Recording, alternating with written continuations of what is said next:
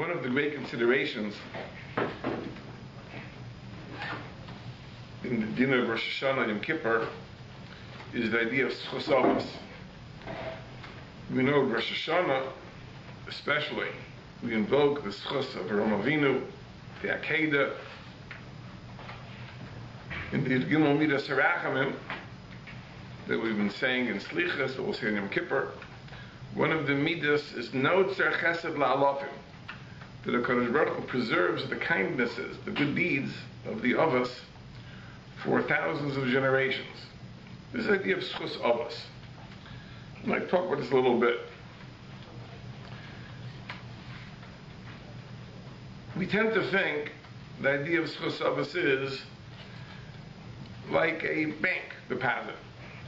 The Avos made deposits and they left for us a legacy, and we make withdrawals. And therefore, even when our own schuyas, our own merits are deficient, we can make withdrawals from that account that they left for us. It seems rather strange, such an idea, that schuyas should be transferable. Because Baruch is judging us, we should be judged on our own merits. How can we withdraw schuyas from the account of the Avos? This is how we tend to understand it. And the Gemara, Masechah Shabbos, raises the possibility of Tamas schus avos, that the schus avos could be exhausted. There's a Mandamer in the Gemara, Shmuel, who says Tamas schus avos, that the schus avos ran out. The Gemara has a discussion exactly when it ran out. But we tend to think that's the idea of Tamas schus avos, that if you make too many withdrawals, eventually the account is depleted. You're down to zero. So it's Tamas schus avos. The schus avos runs out.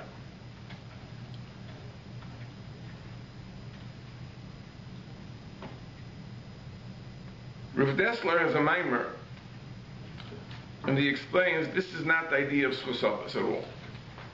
The idea of schus avos is not that somehow we withdraw from the account of the Avos. He gives a mashal. Imagine you have two young people who committed an identical offense, and they come before the judge. One of the two comes from a very fine family, upstanding people, good people, honest people, but somehow this person fell into a bad chevra, and he followed the crowd, and he did something which really is out of character, something which he never should have done. The other person committed the exact same offense, but this is something which is totally consistent with his character. This is how his parents acted and how his grandparents acted. It's almost a family tradition. And now they come before the judge. Now the judge really has no interest in punishing the young people for the sake of punishment. His interest is in rehabilitation.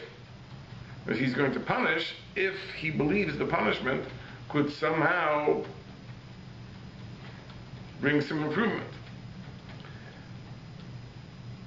So, in the case of the Ben Tovim, he might say that there's no need for such a harsh punishment.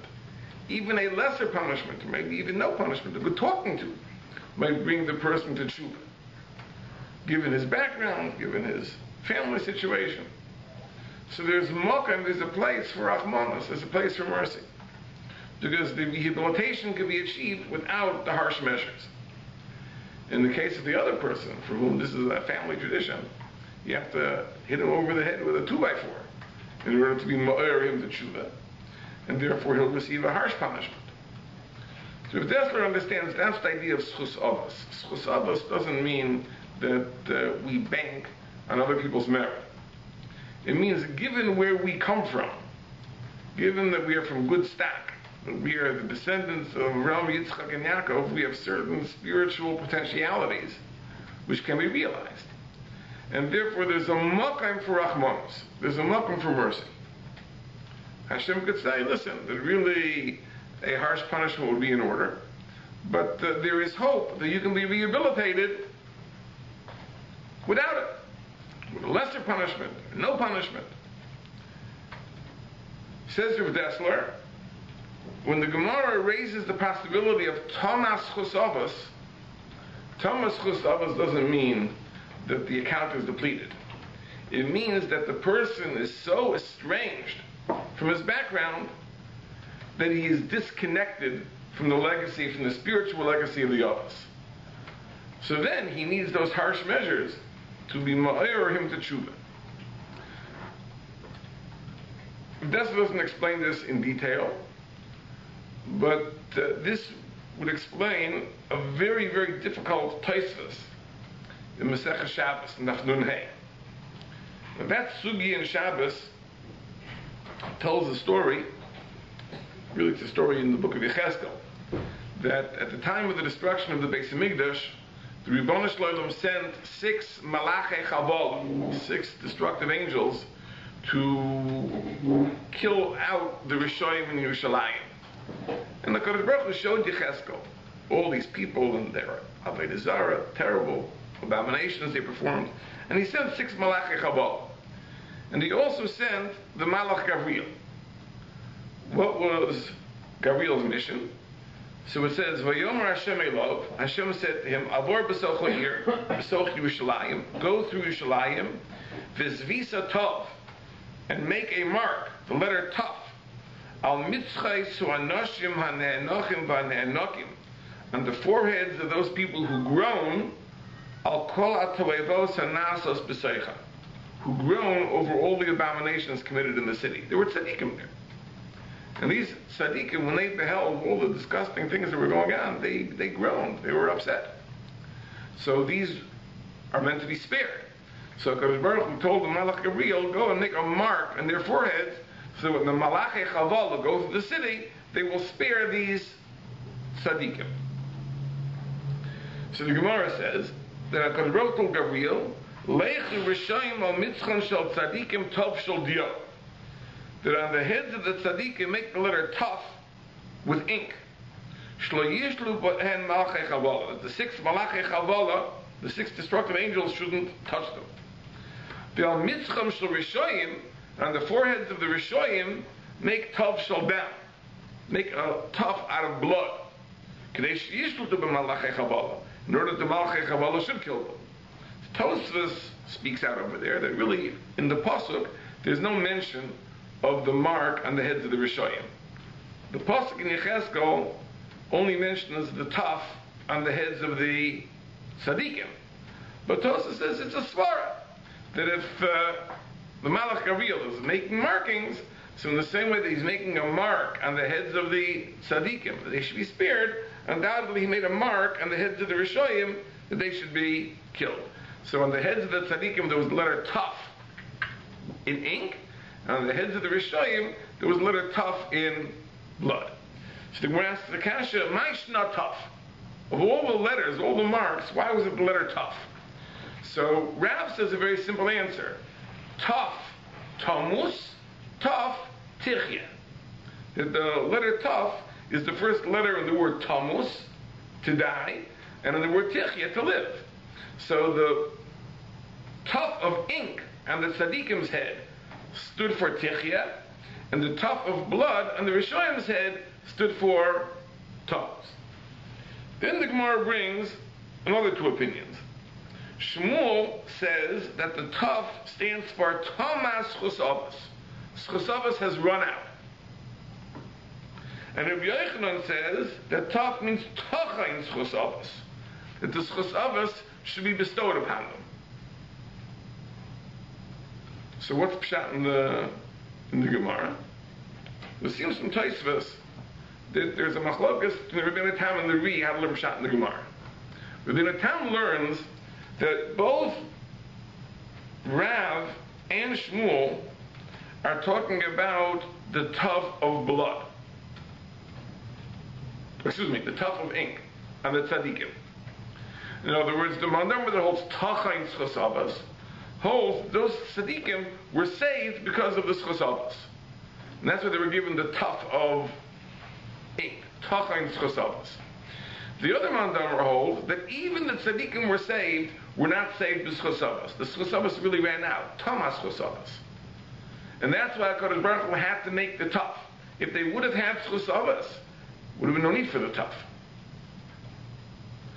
But since the Schus Avos ran out, so HaKadosh Baruch Hu had to make a special mark of ink that they be spared.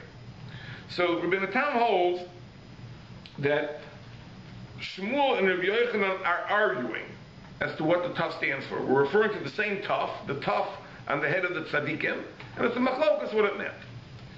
The Ri says in Taisvus that really Shmuel and Rabbi Yochanan are not arguing. They're not arguing. Shmuel, who says Tamas Chosavas, is referring to the tuf on the heads of the Rishayim, and Rabbi Yochanan, who says Tachim Chosavas, is referring to the tuf on the heads of the tzaddikim. There's no machlaikas. So the blood tuf on the Rishayim stood for Tamas Chosavas. The Chosavas is exhausted. And the ink tuf on the head of the tzaddikim stood for Tachim Chosavas, that the Chosavas should be bestowed upon them. So l'chayra, how is it possible? We're talking about people of the same generation, contemporaries. So for some, it was Tamas Chosavas, and for some, it was Tachim Chosavas. How is it possible? If there's money in the account, there's money in the account. If there's no money in the account, there's no money in the account. How can it be Tachim and Tama at the same time? But that's Mulan, as Uvdesler explains, that the question of Tamas Chosavas is not a question of whether the account is depleted. That's not how it works. The question is, are they still connected somehow to the ways of the Avos, or are they totally estranged from the ways of the Avos? So at the very same time, for some people it could be Tamas Chosavas, and for other people it could be Tachim Chosavas. That's what the Ri says. So Rav Dessler's Hezber would explain this very, very difficult Ri. How is it possible that at the same time the tuf on the tzaddikim stood for Tachim Chosavas and the tuf on the Rishayim stood for Tamas Chosavas? The answer is, it's not a question of is there money in the account. The question is, am I connected to the ways of the Avos, or am I not connected to the ways of the Avos? But as Uvdesler explains, the issue over here is in the type of suffering that will be brought upon a person to be ma'ayur him for tshuva. In other words, if a person is still connected to the ways of the Avos, he doesn't need that suffering, because he'll be nisayur to tshuva without that suffering.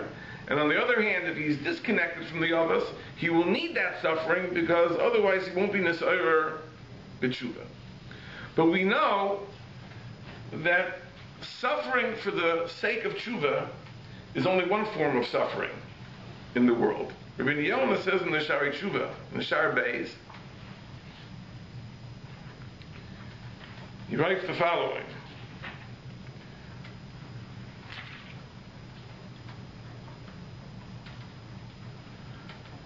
Teda v'taskil, you should know, ki musar Hashem yizbarach l'toivas ha'odam.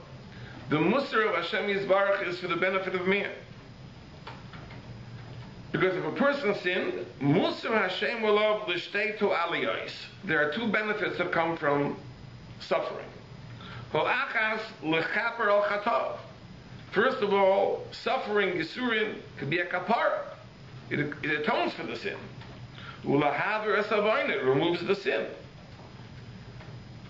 That's the first benefit. Vashniya, and the second benefit is lahaskiro ulashiva midrachav aroyim. That it's a ma'ir person to tshuva. It's a reminder. Sometimes not a gentle reminder, but it's a reminder that the person has to repent, has to change. So it would seem like this, that in the first cheshbon, if the question is, does the person need yisurin for a kapara?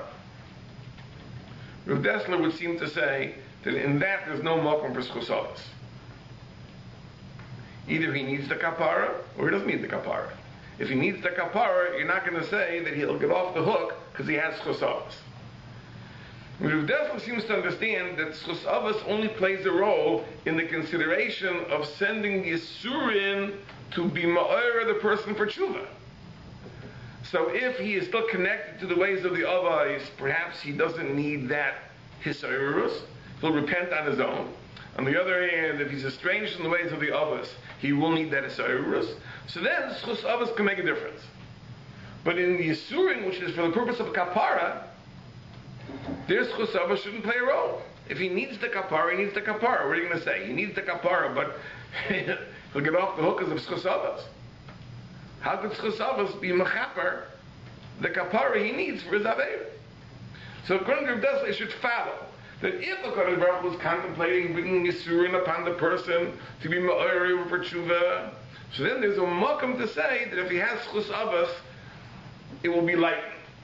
But if a Kodesh Baruch Hu was contemplating bringing Yisurin upon the person because he needs a Kapara, then it's not Shayach, a leniency because of Schus Avos. Now, if this is correct, we can say an answer to a kasha that the Rashba asks in a tshuva. The Rashba gives a different answer, but we'll have another answer to the Rashba's kasha. The Rashba in the tshuva, Chelak Dalet Siman Mem Tes, asks a very, very difficult kasha. There's a Gemara in Sanhedrin that says that Menashe was one of the kings that lost his Chelek Na'olam Haba. Menashe was the son of Chizkiyahu. The father of Chizkiyahu, Achaz, was also a terrible Rasha, and he is not listed among the kings who lost his share Na'olam Haba. And the Gemara wants to know why. So the Gemara says, because the schus of Chizkiyahu saved Achaz from losing Olam Haba. Because B'ra Mizaka Abba. The mitzvahs that a son does are a schus for the father. So even though Achaz was a Rosh, he was a Rosh that in his own right was worthy of losing his share in Olam Haba, but B'ra Mizaka Abba, the schus of Chizkiyahu, saved Achaz from that fate. So the Gemara says, what about Menashe, who is Chizkiyahu's son? The Gemara says, Ein Abba Mizaka B'ra. But the schus of a father can't help for the son. So although Chizkiyahu, his schus could help for his father Achaz, but his schus could not help for his son Menashe. So therefore Menashe doesn't have a share in Olam Haba. This the Gemara says, that Ein Abba Mizaka B'ra. The schus of a father don't help for the son. So the Shayel in the Tshuvas Rashba asked, how can you say such a thing? That Ein Abba Mizaka B'ra. We know there's a concept of Schus Avos. There's a concept of Schus Avos. V'zocher Chas De Avos. We invoke the Schus. Avraham, Yitzchak, Yaakov. There's a concept of Schus Avos. And not only Avraham, Yitzchak, and Yaakov.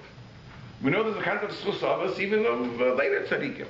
The Gemara says in Brachos, for example, that Rabbi Eliezer ben Azariah had Schus Avos because he was Asiri LeEzra. He was the 10th generation from Ezra. So he had Schus Avos. So it's not only Avraham, Yitzchak, and Yaakov, even later tzaddikim provide Schus Avos. So how is it possible to say that Ein Abba Mizaka B'ra, that the father can't Mizaka a son, and we know there's a kind of Schus Avos. So the Rashba says in the Tshuva that the klal of Schus Avos is only in the dinim of Olam Hazeh.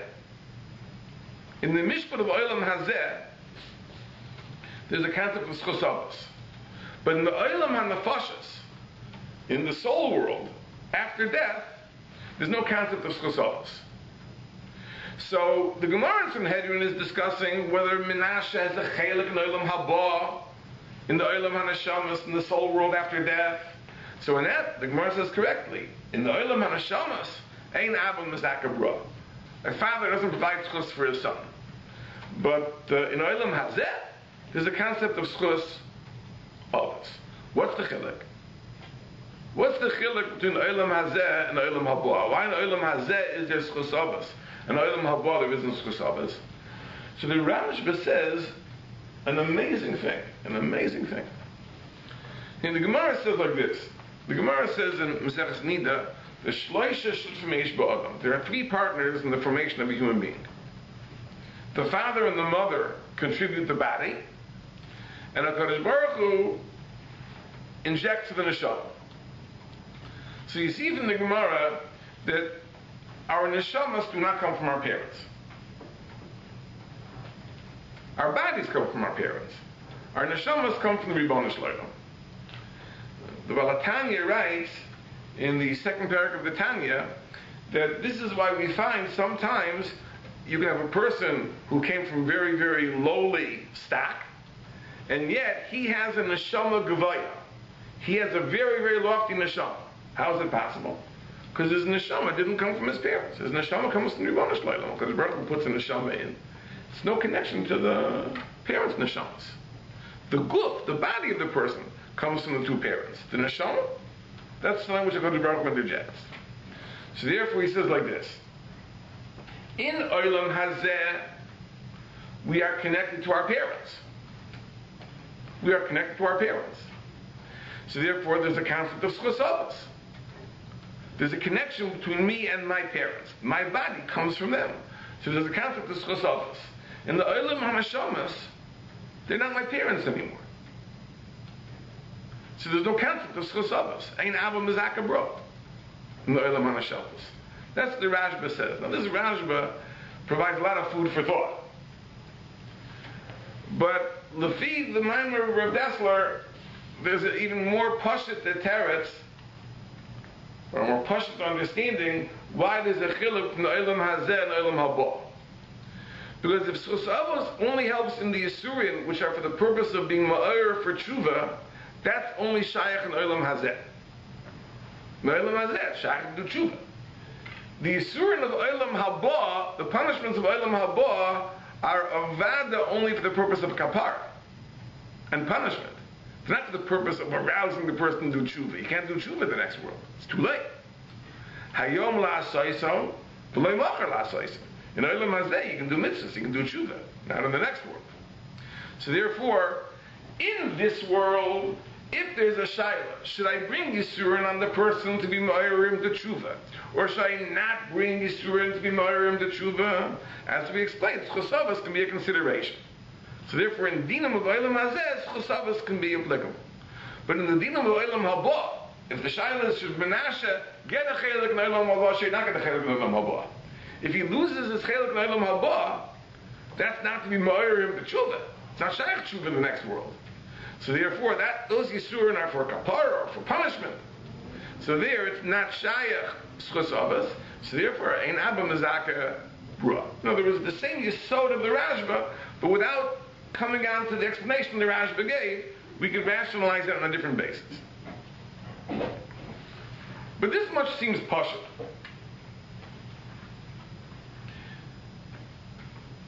That even like the Hezbollah of Dessler says, that the idea of schosavos and Thomas schosavos depends on the level of estrangement. Avada, if a person actually follows in the ways of the Avos, let's say he emulates the Avos exactly, l'chayra, you wouldn't need the schosavos. Because you only need schosavos in the case of a person who was over. He did the Aveira. He didn't follow in the ways of Avraham, Yitzchak, and Yaakov. But he isn't totally estranged from their ways. So it isn't Tamas schosavos, but on the other hand, he did Aveiras. So now you can have schosavos. But if the person mamish follows in the footsteps of the Avos, why would he need schosavos? He has his own schos. That l'chayr is so pashut, doesn't need to be spoken out. Except, it seems there is a very perplexing shita in the Rishonim. So, very, very interesting Rosh, the Maseches Rosh Hashanah, which talks about the Yud Gimel Midas HaRachamim. The Yud Gimel Midas HaRachamim. So, in the Yud Gimel Midas HaRachamim, we say, Noitzer Chesed La'alafim. HaKadosh Baruch Hu preserves the kindnesses of the Avos for 2,000 generations. So the Rosh brings the machlokas like this. He brings Rabbi Nissim Gaon in the Megillah Starim, who says that in the count of the 13 midas, no tzar chesed la'alafim should be counted as two. There is no tzar chesed, and there's la'alafim. Meaning, no tzar chesed, the idea of schus avos itself, that the Kadosh Baruch Hu preserves the kindnesses, that itself is a midah of rachamim. and that HaKadosh Baruch Hu preserves it for 2,000 generations, that's a separate midah. And therefore, Noitzer Chesed La'alafim says Rabbi Nissim Gaon is counted as two. Noitzer Chesed is one midah that HaKadosh Baruch Hu takes into account Chesavas, and that he does so up to 2,000 generations, that's the second midah. The Rosh argues, and the Rosh says no. He says Chesavas itself cannot be counted as a midah rachamim. Why? Because the Torah tells us, even when it comes to punishments, HaKadosh Baruch Hu is paiked avais al banim, val b'nei banim, val shileshim, val ribeim. Even when it comes to punishments, HaKadosh Baruch Hu punishes the children and the grandchildren and the great-grandchildren and the great-grandchildren, the fourth generation, for the sin of the great-great-grandfather. So you can't say that Chus Avos itself is a midas harachmim, because it cuts both ways. HaKadosh Baruch Hu doesn't only hand down merit, he hands down punishments too. So the only midah of rachamim is la'alafim. And when it comes to punishments, HaKadosh Baruch Hu only passes them down for 4 generations. Banim, b'nei banim, shileshim, and ribeim. And when it comes to schuyas, it's for 2,000 generations. And Rashi and Chumash and Parasas Yisrael brings a Tosefta and Saita that learns from here that the midah taiva of HaKadosh Baruch Hu is 500 times greater than the midah Puranias. Because when it comes to the midah of punishment, HaKadosh Baruch Hu only preserves the punishments for 4 generations. And when it comes to schuyas, HaKadosh Baruch Hu preserves it for 2,000 generations. So you see, the midah tova is 500 times greater. That's the midah of rachamim. That it's 2,000 versus 4. But the idea that something is preserved from generation to generation, says the Rosh, that's not a midah of rachamim. Because it's not only reward, even punishment is preserved. That's what the Rosh says. L'chayra, there'd be a very, very simple teretz for Rabbi Nissim Gaon, and the Rosh, be'emes, is sorchi and ma'id.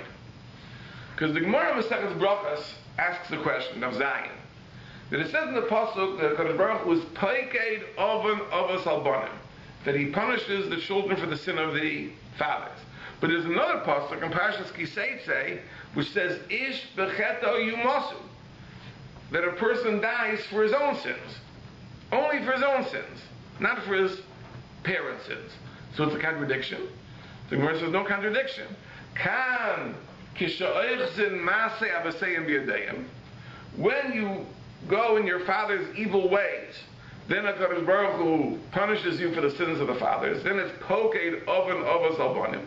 And when a person is not ochzin masei avaseyim b'yadeim, when he doesn't follow his father's ways, then it's ish becheto yumasu. What about chusavas?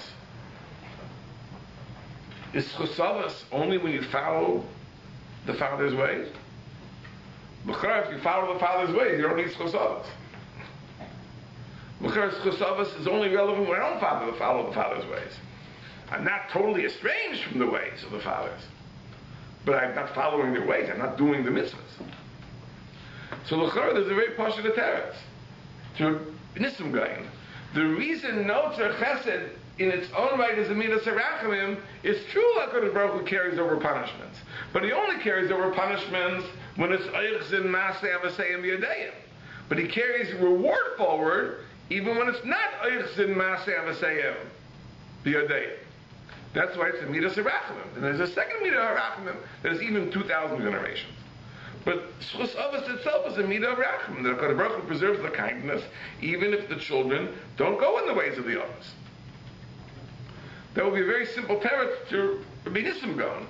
But the Rosh now is tzarchi in mind. It would seem that the Rosh, by drawing the analogy, is saying that Chus Avos also is only in the case of ochzin masei avasei b'yadeim. It's only if the children go in the ways of the others.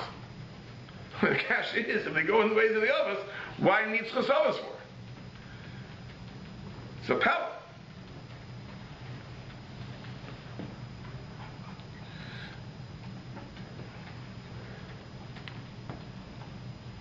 The question is, what does it mean? What does it mean, Hashem carries forward the punishments when the children go in the ways of the fathers. Does that mean the children do the same averas? What does oichs mean? They do the exact same averas? So if they do the exact same averas, they're punished not only for their own sins, but for the fathers as well? Or does oichs mean something else? Now the hour is late. I'd like to offer the following suggestion. Rabbi Yonah in Shari Tshuva says a tremendous chiddush.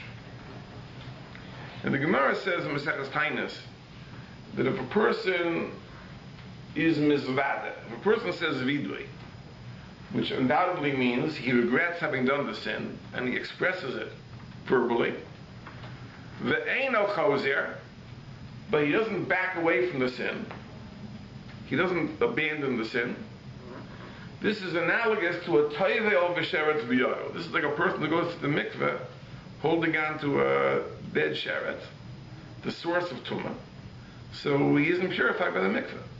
That's toivel v'sheretz b'yodo. The Rambam codifies this halacha. He says if a person is misvada b'dvarim and he isn't gomar b'libo lazoy, he didn't resolve to abandon the chet, he's toivel v'sheretz b'yodo.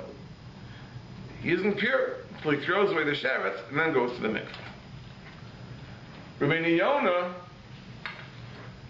also understands the Gemara that way, but he understands that the Gemara is in an ukimta. The Gemara is only talking about a very specific case, and there are cases where this rule does not apply, if toivel v'sheretz b'yodo. Rabbi Yonah is dealing with a contradiction in psukim. We know that two elements of tshuva are charata, remorse, and aziva sachet, and giving up the sin. The question is, what is the order? What comes first? Is it the charata, the regret, which comes first, and then the aziva sachet? Or is it the aziva sachet that comes first, and then the charata? Rabbi Yonah says that it really depends on the nature of the sin. He says there are two types of sins. If you have a person who is chaytei al derech mikra, it was by chance. It was something which is not his normal way. It's really out of character. It just happened. The Yetzer Hara took hold of him. So he says that when it comes to that person, he says the beginning of that person's tshuva is charata. He feels remorse. Of course he feels remorse because it's something which is totally out of character, something he never would have done. So he feels charata. Then from the charata he proceeds to aziva sachet. Now how does he accomplish aziva sachet? Now this is a very interesting thing. Ben Yonah explains that this person is really committed to this area of observance. Let's say, for example, he's a person who keeps kosher for years and years and years. He's kept kosher, and then one day he has a Yetzer Hara and he eats something treif. He's fundamentally committed to kashrus. So how does he perform aziva sachet? He feels charat. He feels a burning remorse. He feels terrible that he ate treif. Now, how does he achieve the aziva sachet? So Ben Yonah writes,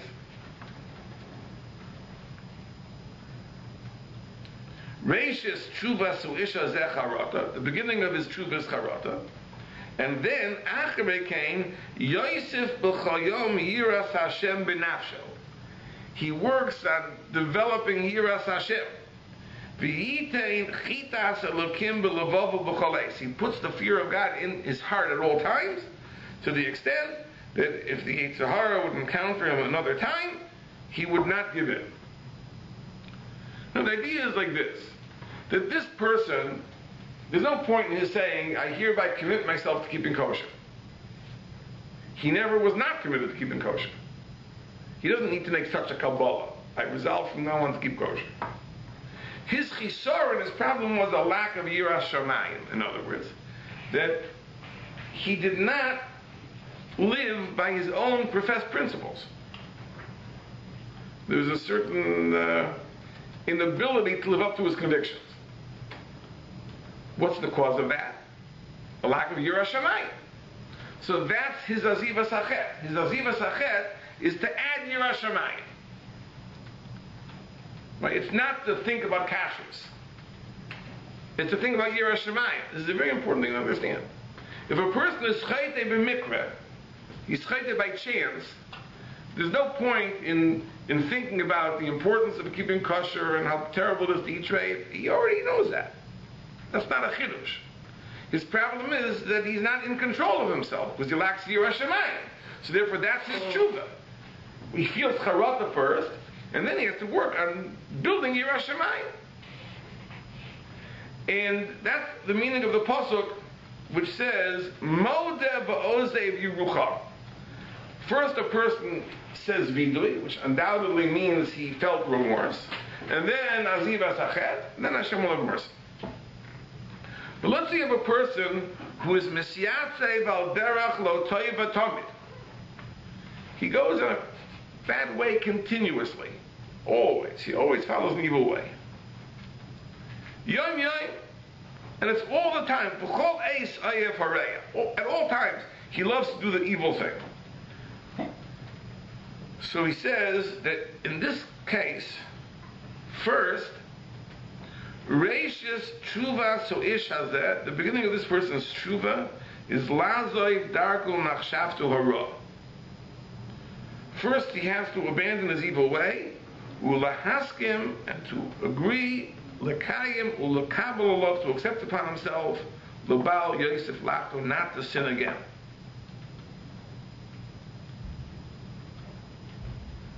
And he says that if he does not do that first, if he proceeds to the charata, then he'll be a toivel v'sheretz b'yado. He'll be a toivel v'sheretz b'yado. So first there has to be aziva sachet. Aziva sachet means he's makabel to observe that area of Torah. Then he's thrown away the sheretz. Then he can proceed to the charata and the vidui. And on this he applies another pasuk, ki acharei shuvi nichamti, that after I return to the proper way, then I felt remorse. First you have to have aziva sachet, then you have to have charata. The oimek hadvarim,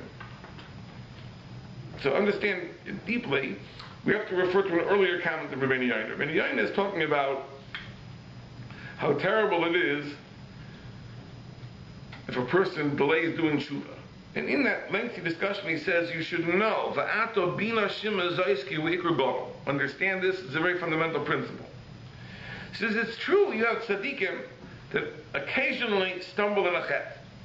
Because we know the pasuk says, ki adam ein tzaddik ba'aretz asher yasa tov lo yachta. There's no person who's perfect. Everyone stumbles. But such a person, he does a chet, he immediately feels remorse. But a person who is not careful regarding a certain sin, he doesn't do that. I don't do that. I don't do that mitzvah. I don't avoid that aveir. Then he says, Kro'uhu chachmei Yisrael mumur l'dover echad. He's called an apostate for that one mitzvah. As a paishim nimna, he's counted among the worst sinners. The gadol avono minso, his sin is too heavy to bear. Because if a person, a slave, tells his master, listen, I'll do whatever you tell me except this.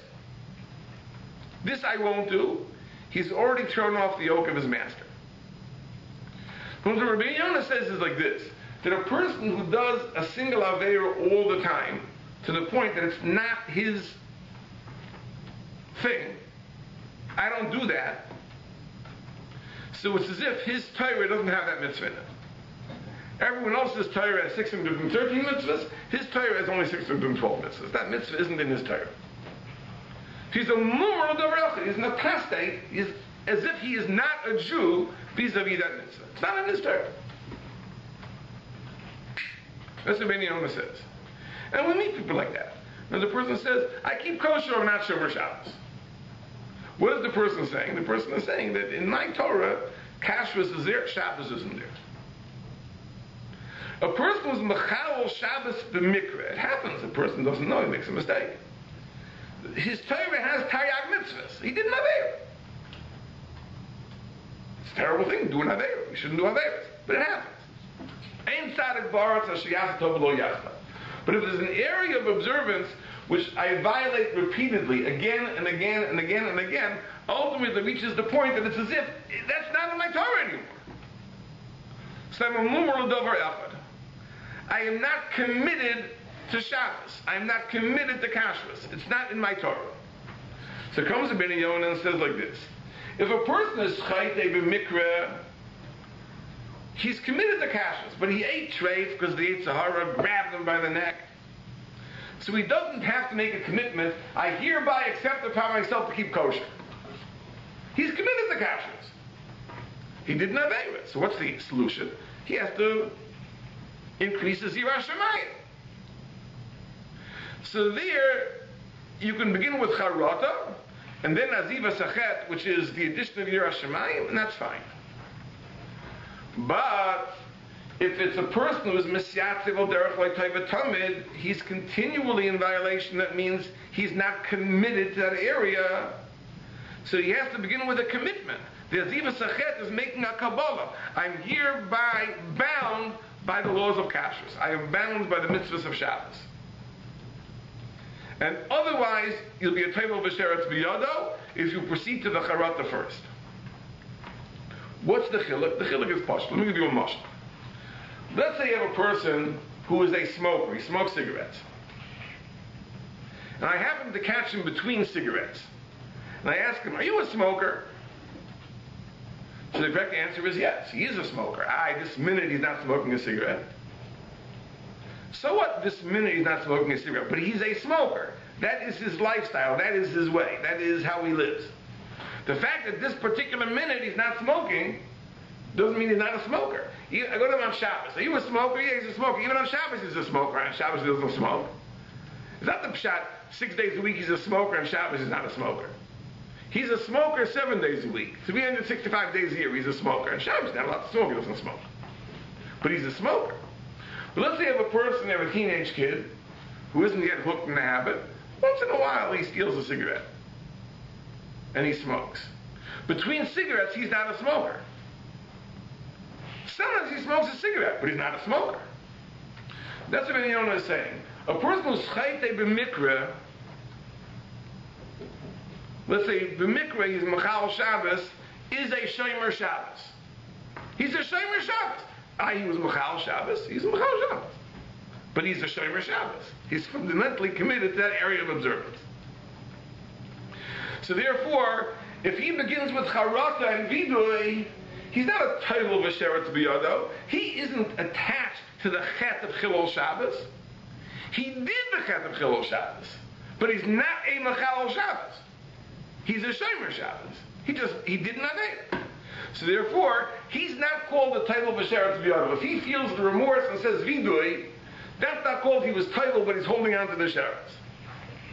So his tshuva can begin with Charata and Vidui, and then proceed to Aziva Sachet. How does he achieve the Aziva Sachet? As the Rabbi Yonah says, he has Yirah Shamayim. But the person who is a continual sinner, he is a Machal Shabbos. Even on Wednesday, he's a Machal Shabbos. Not just he's a Machal Shabbos on Shabbos. On Wednesday, this is what he is. He is a Machal Shabbos. That's his life. That's his way. His Torah doesn't have Shabbos in it. So therefore, if he begins with Charata and Vidui, he's a Teivel V'Sheretz B'Yado. He's double to the Chet. And therefore, his tshuva has to begin with a Kabbalah. The Kabbalah is a commitment. I hereby commit myself. I am bound by Shabbos. And then he can go to the Charata and the Vidui. That's the Aymek of Rabbi Yonah says. The Chiddush you see from here is, the Rabbi Yonah says that a person can be dovuk to a Chet even when he's not doing it. If it becomes a part of his way, a part of his life. And conversely, if the person is only chayte b'mikra, it's something that happened to him. It's something that he did, but it's not what he is. I would like to offer the conjecture that oichzin masei avaseyim b'yadeyim doesn't mean necessarily you did the same averos. It means that you hold on to the ways of the others. This is your value. This is your belief. This is your position.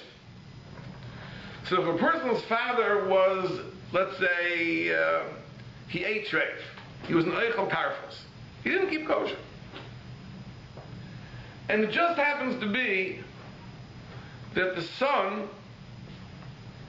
always ate kosher. He always was in a place where the people served him kosher. He never had the opportunity to eat treif. But he has not turned his back on the values that his father bequeathed him. That's called Eichzen Matzeh Avaseyim B'Yadeyim. Conversely, let's say you have a situation where the father ate treif, and the son is fundamentally committed to keeping kosher. But sometimes it happens, the mikveh eats treif. He's called not an Eichzen Matzeh Avaseyim B'Yadeyim, because he has not held on to his father's values. He hasn't preserved his father's values. Rabbi Yonas is a chiddush. Rabbi Yonas is a chiddush. In the halachas of vidui, he writes, when a person is mizvada, he has to be mizvada his father's aveiros too. As it says in the pasuk in Parshas Bechukosai, v'izvadu es avonim v'esavon avoisam. Our nuscha vidui includes that. We say, Ein ono azay panim ukshe'er, if we're not so brazen to say, tzadikim anachnu v'lo chatanu, avol rather, anachnu v'avoseinu chatanu, we and our father sinned. That's the halacha of Rabbi Yoina. That when you're mizvada, you have to mizvada your father's sins. So the question is, Mimonoshach. Says, if I don't follow my father's ways, why should I mizvada my father's sins? Rabbi Yonah himself says the reason is because the Kadosh Baruch Hu was paiked oven avos albanim if it's oichzin. That's why you have to mizvada your father's sins. So if I don't follow my father's ways, I shouldn't have to. If I follow my father's ways, if it means I did the aveira, then anyway I'm being mizvada because it's my own sin. Where is there a halacha that I have to be mizvada because it's my father's sin? If I follow my father's ways, I have to be mizvada anyway. It's my sin. If I don't follow my father's ways, I shouldn't have to be mizvada. The answer is, it's possible to follow in your father's ways and not have committed the sin. I embrace my father's values. My father lived a sinful life, and I approve of it. Maybe I didn't have the opportunity to do the same. But I'm still called an Eichz Maaseh Avaseyim B'Yadeyim. So it's not enough to mizvada my own aveiros. I have to mizvada his aveiros too. Why? Because I am still dovuk to those aveiros. The fact that l'maisa in practice I never observed them is irrelevant. But if I still live by his values, then I am a mumar l'doverecha. I am a person whose Torah is missing those mitzvahs. So I have to mizvada those aveiros, even if I never violated them. Because they are the sins of my fathers, which I have not rejected. And conversely, if I've rejected them, if I am committed, just I'm chayte b'mikra, avad I'm not luchliv to mizvada my father's sins, because I'm not eichzin maaseh b'seim yadei. No, this is not a theoretical thing. This is halacha l'maisa. Let's have a person who was a Baal Tshuva. His parents were not Shemer Mitzvah. They weren't Shemer Kashrus, they weren't Shemer Shabbos, and he's a Baal Tshuva. But Ein Tzadik Ba'aretz Asher Yaseh Tov V'lo Yachta. So sometimes it happens, he slips up. He does something wrong on Shabbos. He eats something which isn't so kosher, doesn't have proper hechsher. So he's doing things that his parents would have done. Is there a chiyuv to mizvada the chatoim of his parents? No. Rabbi Yonah says, you're mizvada the aveira of your parents when you follow in your parents' ways. This person is not following his parents' ways. He has made a commitment. He's a Baal Tshuva, he keeps kosher, he keeps Shabbos.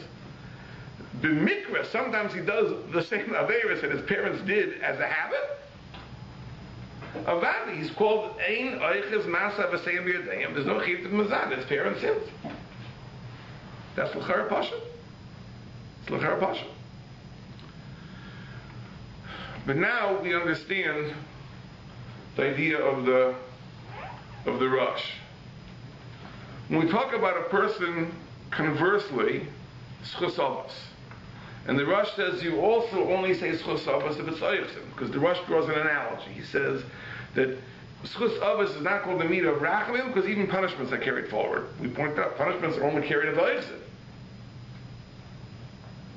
So is that true that mitzvahs also are only carried forward as oichsin? If it's oichsin, why do I need schus avos for it? If I'm following in the avos' ways, I have my own schlias. The answer is, oichsin doesn't mean you do what your father did. It means you profess to your father's values.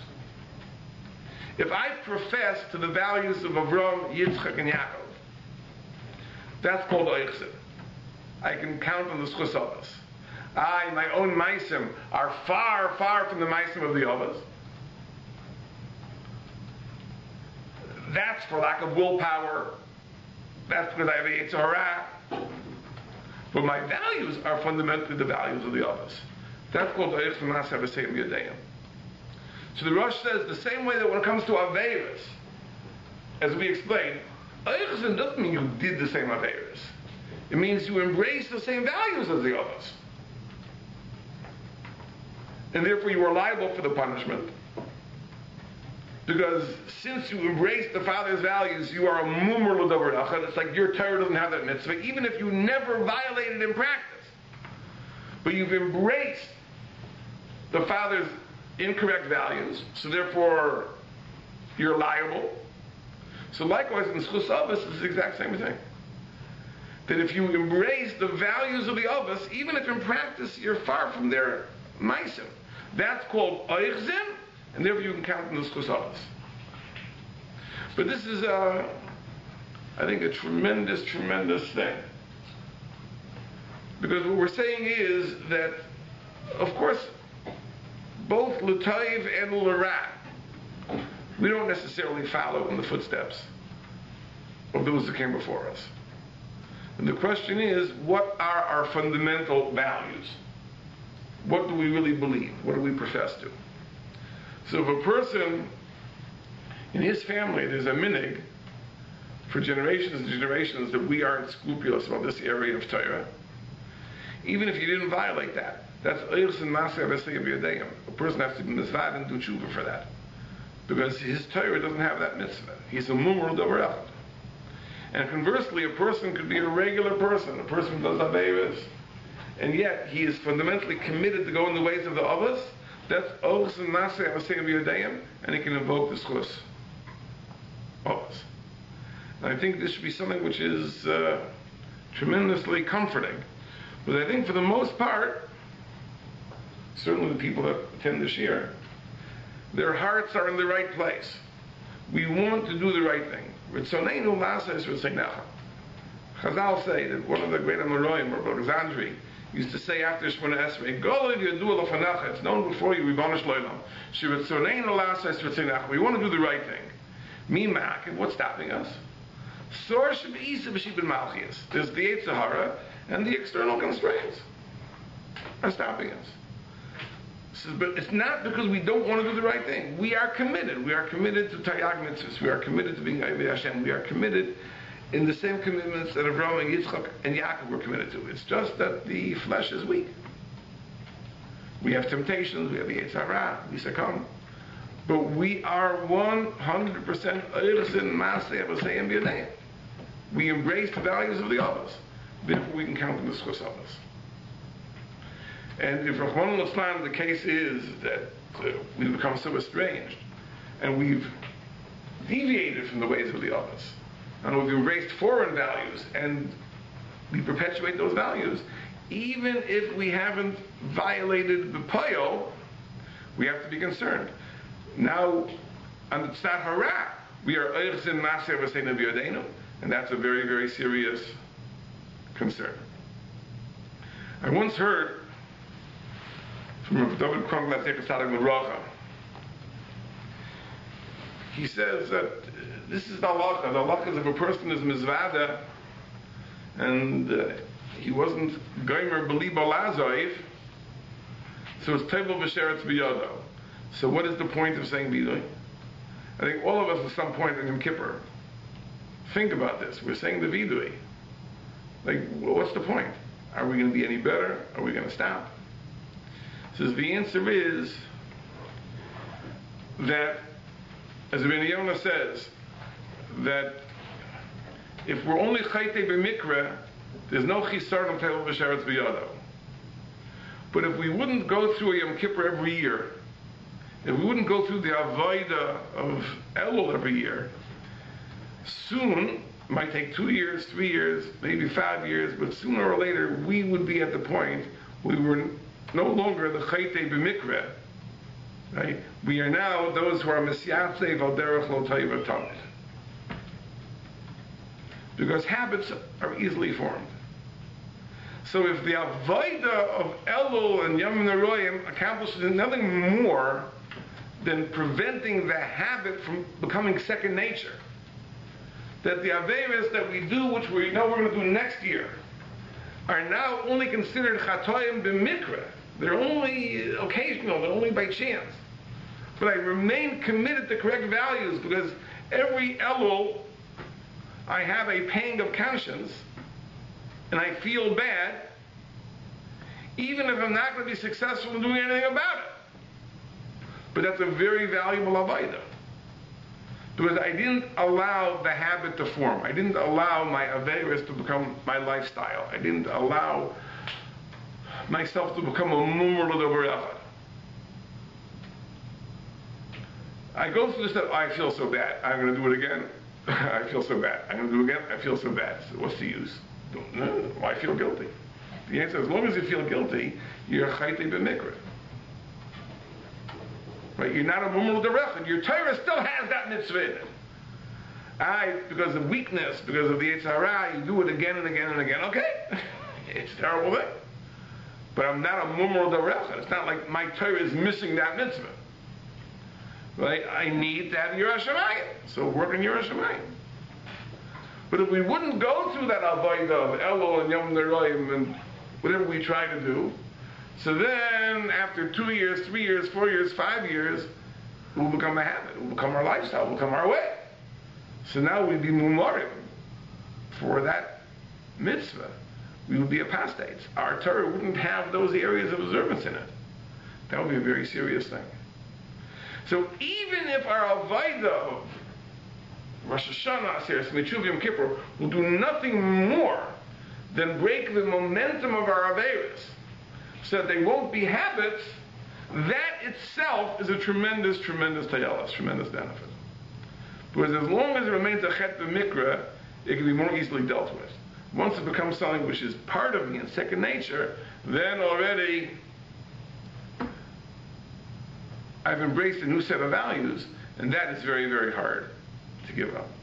The Rebbe should bless us all, that we should have siyata d'shmaya to use these remaining days of Aseres Mon Jul Yom Kippur for constructive purposes, and Be'ezus Hashem we should be all zeicha to a gemar chasima tova in the Sifron Shel Tzadikim. Amen.